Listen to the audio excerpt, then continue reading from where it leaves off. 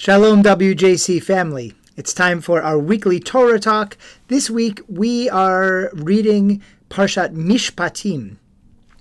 Mishpatim literally means laws, and what we'll find in the reading is mostly a civil legal code, a list of sort of ways that you are to organize society to treat each other right.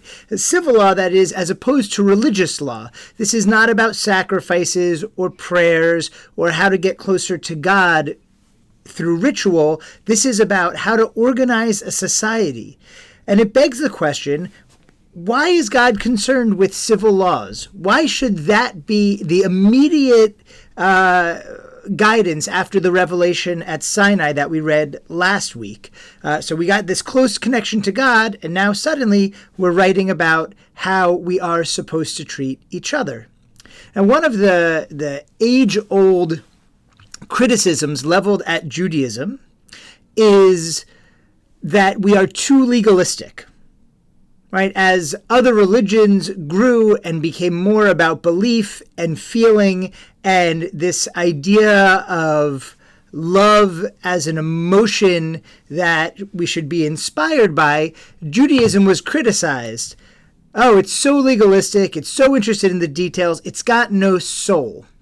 That was leveled at Judaism for a very, very long time.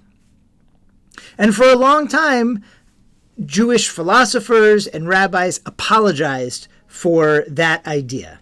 But if you go all the way back to the early rabbis, after the destruction of the temple, as they wrote the Midrash, their stories to sort of update the Jewish religion without a temple and without the Kohanim, right? The temple destroyed in 70 CE, 70 of the Common Era.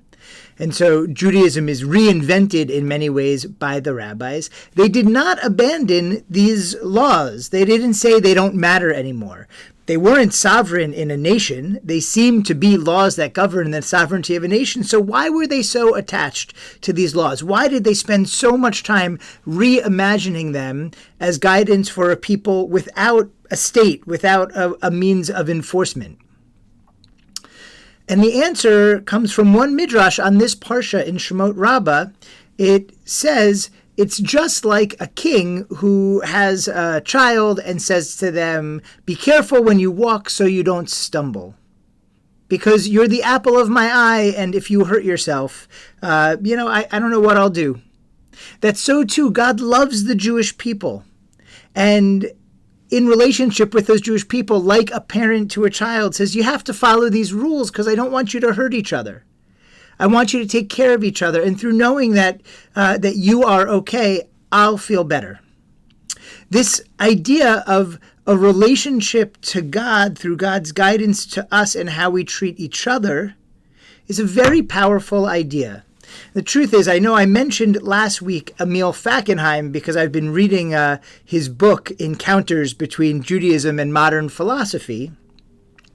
And Fackenheim sort of skewers some of those early German philosophers, those late 1700s, early 1800s German philosophers who made the same claim, followed in the footsteps of their philosophic forebears, leveling this charge at the Jews that they were legalistic and therefore anachronistic, that they made no sense, that they were a relic, a fossil.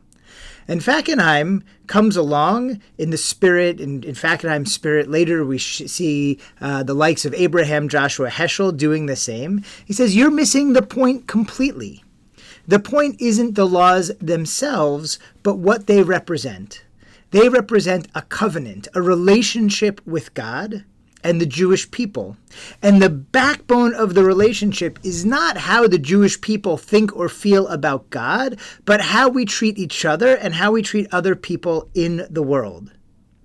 Now, I know we live in a society that's highly individualistic, and we all like to think of our own spiritual relationship with God or with the spirit of nature or the universe, or however we like to think about it. But I think maybe Judaism is onto something here. There's a reason why this faith has been eternal. And that something is that maybe we should worry less about our individual relationship with God, and instead, following the guidance of Mishpatim, worry about how we treat each other, recognize the divine in the human beings all around us, recognize that the quickest path to the divine is through those people, and how we treat them, not in specific circumstances, not only when they're in trouble, although that's good too, but every day. The respect, the derech eretz, the respect that with which we approach the world through simple, civil ideas, that ultimately is not only our backbone for creating a better society, but it's our backbone, it's our kav hayashar, our direct path to sort of relating to God. That through God, we are all one family, a great Jewish family and a great human family. And God, our parent, really cares about how we treat each other.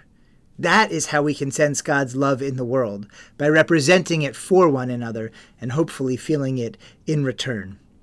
I hope that we can all ultimately capture that idea when we go on our spiritual journeys. Of course, personal reflection, individuality, meditation, prayer, all important. But maybe primacy, the most important thing may just be how we treat each other and the kind of society we organize based on the values that we learn from the civil law in Parshat Mishpatim today. May we all live in that kind of society, live in that kind of world, live in that kind of community, and work to make it so in the way we live our individual lives. Shabbat Shalom.